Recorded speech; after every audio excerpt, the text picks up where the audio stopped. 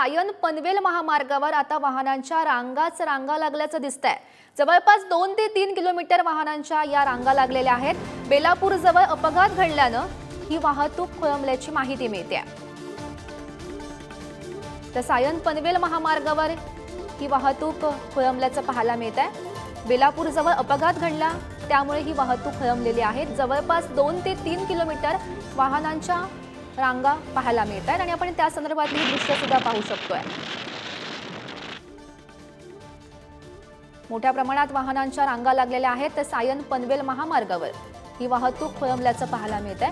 बेलापूर जवळ अपघात घडलेला होता, त्या अपघातामुळे ही वाहतूक खोळंबली आहे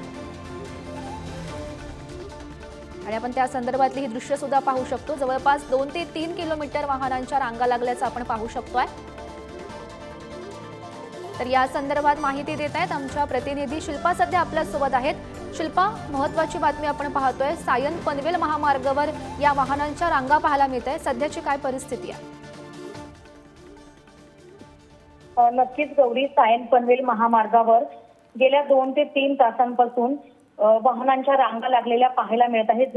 जवळपास 2 ते 3 किलोमीटर या रांगा लागलेल्या आहेत। बेलापूर खिंडीमध्ये भीषण अपघात झाला आहे आणि या अपघातामुळे ही वाहतूक कोंडी खोळंबल्याचं चित्र आपल्याला पाहायला मिळत आहे। वाहतूक कोंडी झाल्यामुळे कामावर जाणाऱ्या, नोकरीसाठी बाहेर पडलेल्या नोकरदार वर्गांसाठी देखील खोळंबा झालेला पाहायला मिळत आहे। मात्र या भीषण अपघातामध्ये एका बाईकवर जागीच मृत्यू झाल्याचं देखील समजलं जात आहे। तसेच एक जण गंभीर जखमी झाल्याचं समजलं आहे। अपघात होता ताबडतोब नजीकच्या हॉस्पिटलमध्ये दाखल करण्यात आलेला आहे।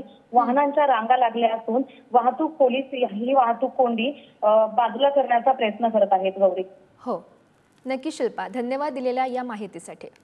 तर आपण दृश्यांच्या माध्यमातून सुद्धा पाहू शकतो, जवळपास 2 ते 3 किलोमीटर वाहनांच्या रांगा लागल्याचं दिसतंय।